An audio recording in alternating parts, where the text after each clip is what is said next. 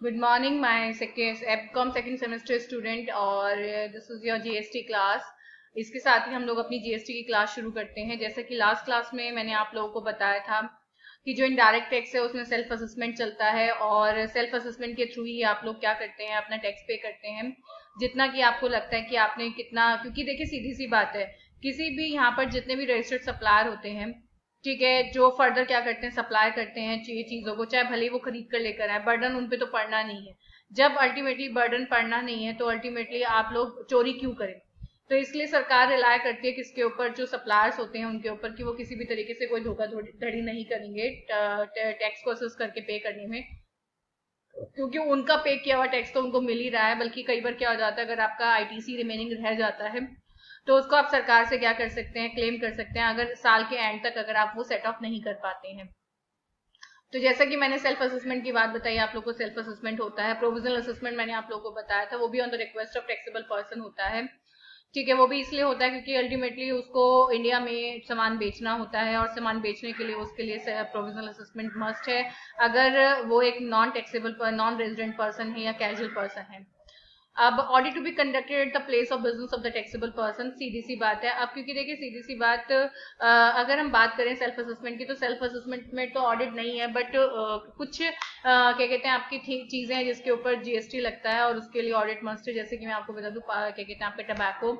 जितने भी आपकी टबैको फैक्ट्री होती है या जहाँ सिगरेट मेकिंग होती है, जहाँ सिगरेट बनता है, ठीक है, वहां पर एग्जैक्टली मतलब सिगार एंड सिगरेट वगैरह क्या होते हैं, बनते हैं, वहां पर बकायदा प्रॉपर ऑफिसर बैठता है और वो वहां पर बैठकर ही क्या करता है, ऑडिट करता है। क्योंकि यहाँ पर बुक से ऑडिट नहीं होते, यहाँ पे जो स्टॉक आपके पास पड़ा हुआ होता है उससे ऑडिट होता है। And at the office of the capital tax authority after prior intimation to taxable person, और जो ऑडिट आपको कंप्लीट होता है 3 मंथ्स के अंदर अंदर, और अगर पीरियड एक्सटेंडेबल भी होगा तो फॉर द पीरियड ऑफ आपका 6 मंथ होगा, तो ओवरऑल टाइम पीरियड आपका कितना है, 9 मंथ्स है।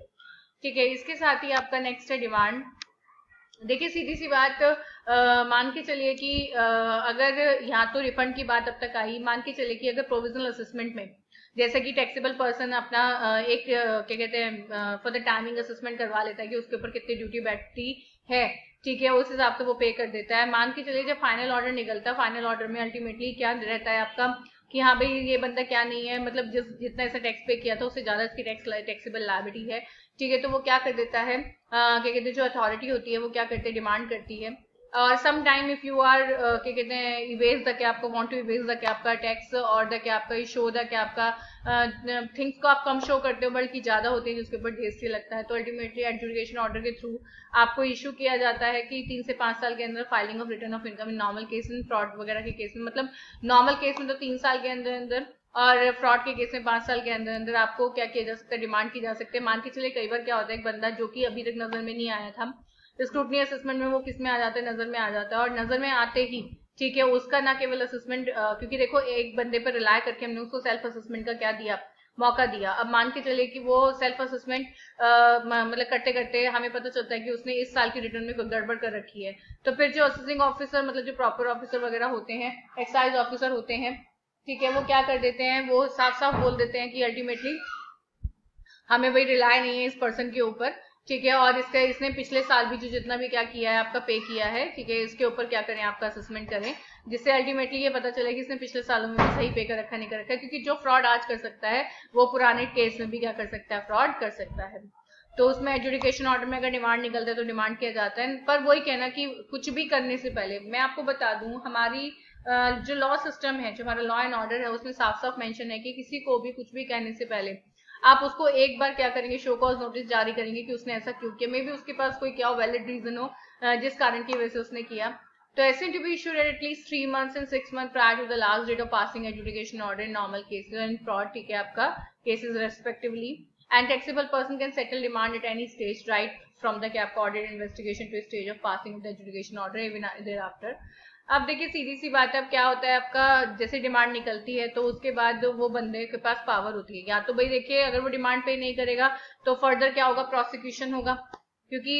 एक बार एजुडिकेटिंग जो अथॉरिटी होती है वो ऑर्डर के थ्रू क्या करती है, डिमांड रेज करती है। डिमांड आफ्टर रेजिंग द क्या आपका डिमांड, अगर वो बंदा मान लेता है फिर तो कोई दिक्कत वाली बात नहीं, फिर तो आपका सौदा क्या हो जाएगा, सेटल हो जाएगा। बट अगर वो डिमांड रेज नहीं करता है, समझ रहे हैं आप मेरी बात, क्या नहीं करता है, मतलब सॉरी डिमांड पे नहीं करता है, तो अल्टीमेटली फिर तो उसका जो नेक्स्ट क्या होता है टारगेट होता है वो क्या होता है, ऑडिट इन्वेस्टिगेशन होता है, passing of the education order and even thereafter. ठीक है,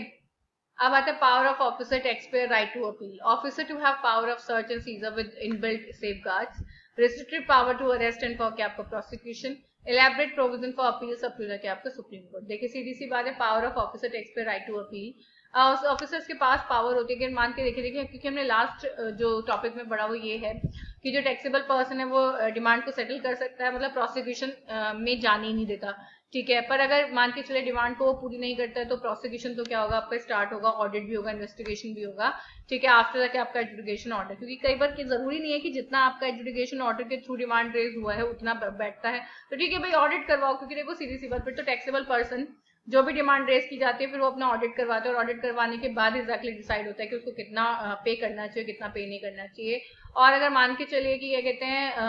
वो बिल्कुल ही डिनाई कर देता है कि ये मेरी क्या नहीं है, इतनी मेरी निकलती नहीं है, तो ठीक है फिर तो इन्वेस्टिगेशन चालू करता है, वो तो क्या ना प्रोसिक्यूशन आपका स्टार्ट होता है। उसके बाद प्रोसिक्यूशन मतलब केस की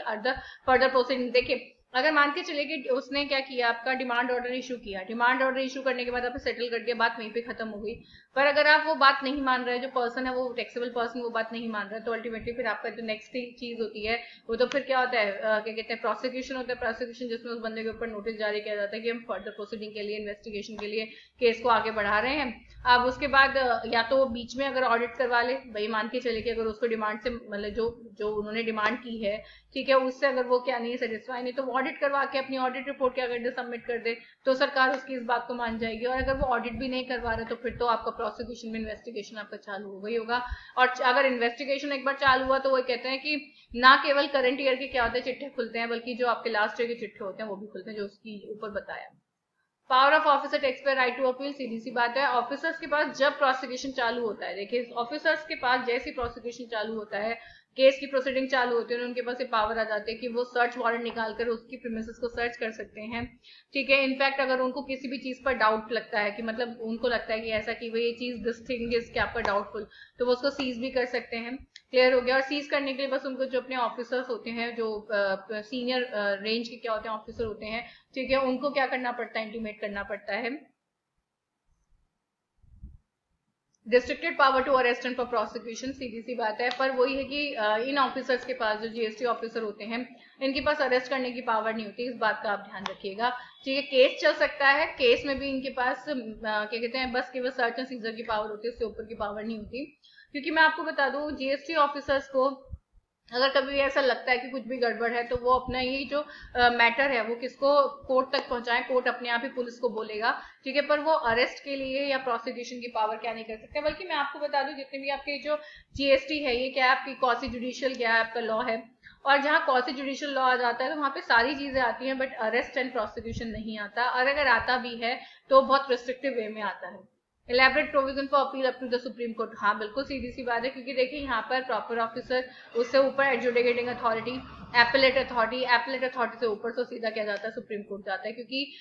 जो एपेलेट अथॉरिटी है वो तो जीएसटी तक ही सीमित है। ठीक है, क्या कहते हैं मतलब एक तरह से देखा जाए हाई कोर्ट और डिस्ट्रिक्ट कोर्ट आपका जीएसटी अथॉरिटी के अंदर ही हो जाता है। अगर आप उनकी बातों से भी सेटिस्फाई नहीं होते हो तो now you can file the appeal to the आपका सुप्रीम कोर्ट, और टाइम पीरियड भी सुप्रीम कोर्ट को फाइल करने का आपका 60 डेज है। और अगर मान के चले कि आप 60 डेज में नहीं कर पाते हैं तो फर्दर आपके कितने हैं 60 डेज।